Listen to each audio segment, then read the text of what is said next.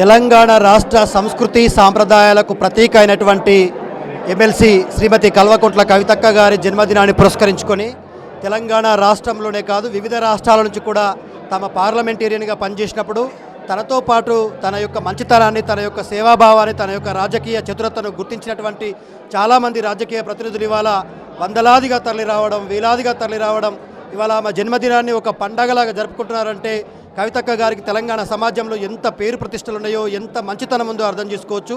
తెలంగాణలో ఉన్నటువంటి బీసీ ఉద్యమాలకు ఇవాళ ఒక వారధిగా మారి తెలంగాణ రాష్ట్రంలో ఉన్నటువంటి ఒక మూర్ఖపు ప్రభుత్వాన్ని, ఒక రేవంత్ రెడ్డి ప్రభుత్వం యొక్క మెడలు వంచి ఇవాళ బీసీలకు రిజర్వేషన్లు సాధించేటువంటి ప్రయత్నం చేస్తూ ఉన్నారు. అందులో భాగంగానే ఇవాళ తెలంగాణ రాష్ట్రంలో బీసీల రిజర్వేషన్ల కోసం 3 బిల్లులు పెట్టే ప్రయత్నం చేపిస్తూ ఉంది.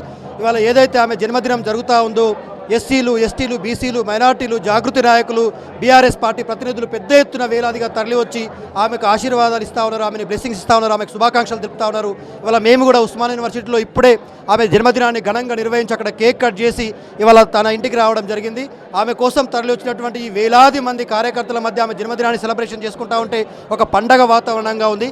కవితక్క గారు ఇలాగే ప్రజాసేవలో ఇంకా నిండు నూరేళ్ళు ఆరోగ్యాలతో ఇంకా ఆరోగ్యంగా ఉండి ప్రజాసేవలో ముందుకు పోవాలని చెప్పేసి ఆ భగవంతుని కోరుకుంటా ఉన్నాం. రేవంత్ రెడ్డి మాట్లాడినటువంటి మాటలు దేశ భవిష్యత్తు నిర్మాణం కావాల్సినటువంటి తరగతి గది గురువులు, లెక్చరర్ల నియామక పత్రాలు ఇస్తూ ఆ సభలో ఎంత దారుణమైన మాటలు అంటే తెలంగాణ ఉద్యమ దళపతి మరి కోట్లాది మందిని తన వెనుకగా కదిలించి, ఒక్కడిగా బయలుదేరి కోట్లాది మందిని కదిలించి తెలంగాణ సాధించినటువంటి మహానేత, జాతి గర్వించదగ్గ నేత, జాతి యావత్తు జాతి పితగా గౌరవించుకునేటువంటి మాన్య కేసీఆర్ గారిని ఉద్దేశించి ఎంత నీచమైన మాటలంటే బహుశా దేశ చరిత్రలో గతంలో కానీ ఇప్పుడు కానీ ఎవ్వరు ఇంతవరకు అట్లాంటి మాటలు మాట్లాడి ఉండరు.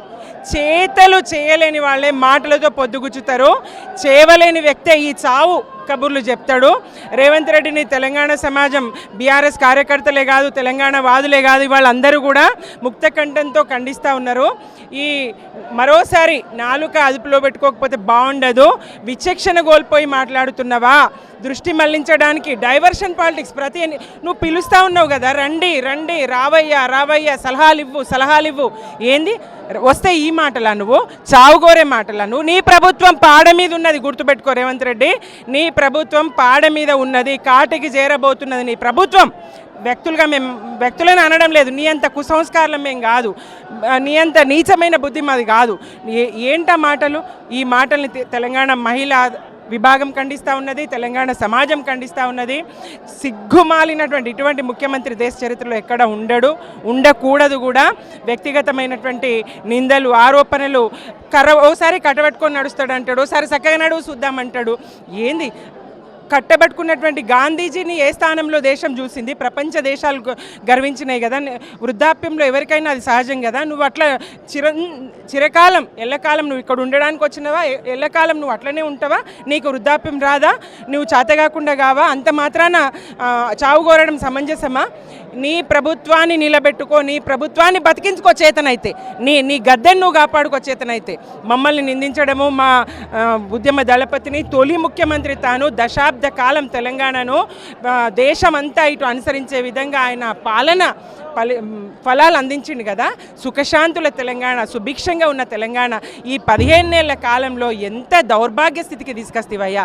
పైసలు లేవని ఓసారంటావు, కాలికుండలని ఓసారంటావు, లెక్కపత్రాలు మీకే అప్పచెప్తా, నా జీతం కూడా మీకే అప్పచెప్తా, మీరే చూసుకుంటే నువ్వు గద్దె దిగు. అందులోంచి ఒకరు తప్పకుండా పాలించే సత్తా ఉన్నటువంటి లెక్చరర్లుగా వాళ్ళు రాబోతున్నటువంటి వాళ్ళకి ఆ సత్తా ఉంటుంది. తప్పకుండా సామాన్య పౌరుడు కూడా ఏలి చూపిస్తాడు. నీకు ఆ సత్తా లేదు అంటే తప్పుకో. అసమర్థమైనటువంటి మాటలు అవి నువ్వు మాట్లాడక రేవంత్ రెడ్డి, తస్మాత్ జాగ్రత్త. ఈరోజు భారత రాష్ట్ర ట్రేడ్ యూనియన్ BRTU నాయకత్వంలో, అమాలీ సీనన్న నాయకత్వంలో అమాలీలు అందరం కలిసి కవితక్క గారికి జన్మదిన శుభాకాంక్షలు చెప్పడానికి ఇక్కడికి రావడం అనేది జరిగింది. కేసీఆర్ గారి ముద్దుబిడ్డ తెలంగాణ ఉద్యమంలో తనదైన శైలిలో బతుకమ్మనే ఏజెండాను తీసుకొని అనేక మందిని, అనేక తరగతుల్ని జాగృతం చేసి చైతన్యవంతపరిచి తెలంగాణ ఉద్యమంలో భాగస్వాములు చేసిన ఘనత కవితక్క గారిది. కవితక్క గారు తెలంగాణ ఉద్యమంలో అత్యంత కీలకమైన భూమిక పోషించారు. ఆ తర్వాత తెలంగాణ ఏర్పడ్డ తర్వాత తెలంగాణ అభివృద్ధిలోను తెలంగాణ నిర్మాణంలోనూ తండ్రితోటి ఎప్పటికప్పుడు నేనున్నానంటూ అనేక సమస్యల మీద తనదైన శైలిలో ప్రజా సమస్యల్ని ప్రభుత్వం దృష్టికి తీసుకురావడం, ఆ సమస్యలు పరిష్కరించడంలో చాలామంది ఉన్నారు.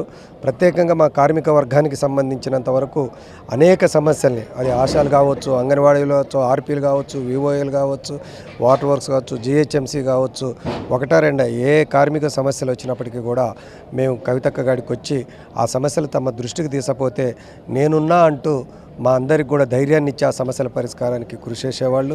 అందుకని ఈరోజు మనస్ఫూర్తిగా బీఆర్టీయూ రాష్ట్ర కమిటీ తరఫున కవితక్కకి జన్మదిన శుభాకాంక్షలు తెలియజేస్తున్నాను. వారు నిండు నూరేళ్ళు ఆరోగ్యాలతోటి జీవించి ప్రజలకు సేవ చేయాలని చెప్పేసి మనస్ఫూర్తిగా కోరుకుంటున్నాను. జై కవితక్క.